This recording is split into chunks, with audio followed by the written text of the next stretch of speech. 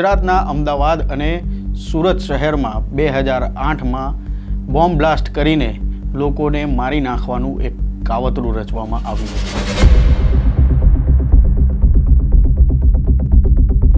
જોકે સુરતમાં આતંકવાદીઓ સફળ થયા નહીં, પરંતુ અમદાવાદમાં 21 જગ્યાએ બોમ્બ બ્લાસ્ટ થયા અને તેમાં ઘણા લોકોના જાનમાલને નુકસાન થયું હતું.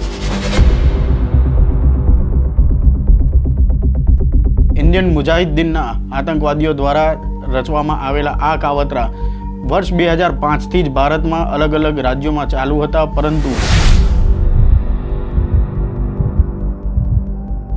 પરંતુ જ્યારે અમદાવાદમાં સિરિયલ બોમ્બ બ્લાસ્ટ કરવામાં આવ્યા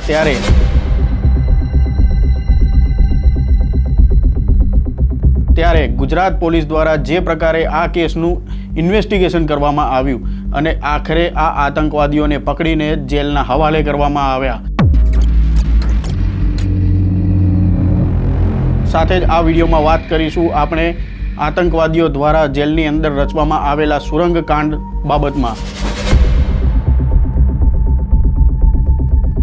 આ સમગ્ર પ્રકરણ સાથે જોડાયેલા વરિષ્ઠ પત્રકાર પ્રશાંત દયાળ તેના સીધા સાક્ષી રહ્યા છે અને તેમણે આ બાબતને લઈને દિવાલ નામની એક પુસ્તક પણ લખી છે, જેને લઈને આપણે હવે આ વિડીયોમાં વાત કરીશું.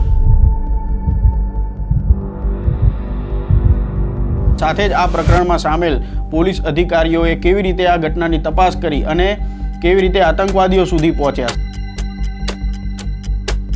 ઉપરાંત જેલમાં થયેલા સુરંગ કાંડને ડામી દેવા માટે કેવા રસ્તાઓ કાઢવામાં આવ્યા, પરંતુ આખરે આ કેસ બહાર આવ્યો અને તેમાં શું બન્યું હતું તેની આ વિડીયોમાં આપણે વાત કરીશું. વૈષ્ણવજન તો તેને કહીએ જે પીડ પરા